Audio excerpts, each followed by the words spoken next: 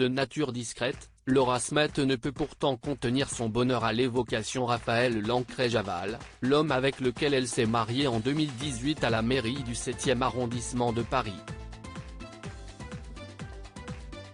Ce jeudi 1er décembre, c'est donc avec une certaine émotion que la fille du taulier et de l'actrice Nathalie Baye a célébré ses noces de cire.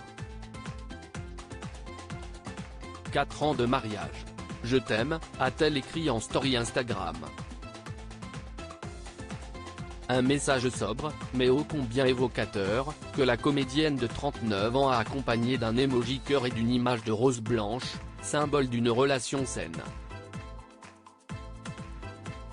Dans un entretien accordé à elle, Laura Smet s'était confiée sur l'homme qui occupe son cœur depuis toutes ces années, ne tarissant pas d'éloges à son propos. « Je vis avec un homme que j'aime depuis 4 ans et demi, je n'ai plus peur du regard des autres, il y a des réalisateurs qui me désirent et que je désire aussi, je trouve des joies là où je ne les attendais pas, comme dans l'écriture. »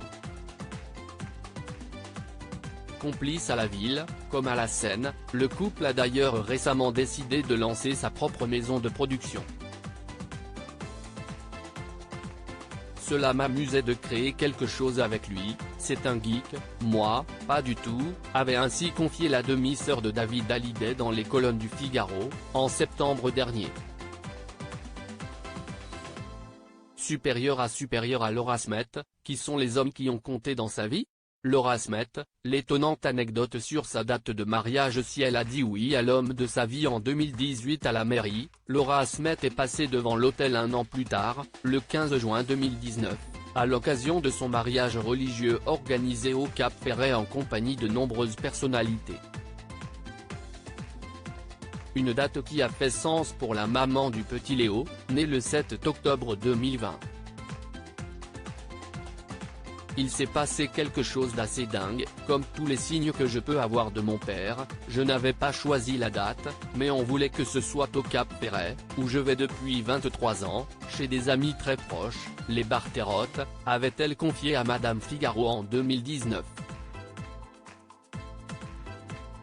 Et de poursuivre, j'appelle Benoît Barterotte, qui est un peu pour moi un père spirituel, et il me dit avec son accent bordelais qu'il n'y a qu'une date disponible dans l'église Notre-Dame-des-Flots, le 15 juin. C'est le jour où est né mon père. Article écrit en collaboration avec 6 Médias Crédit Photo, Pierre Perrusso.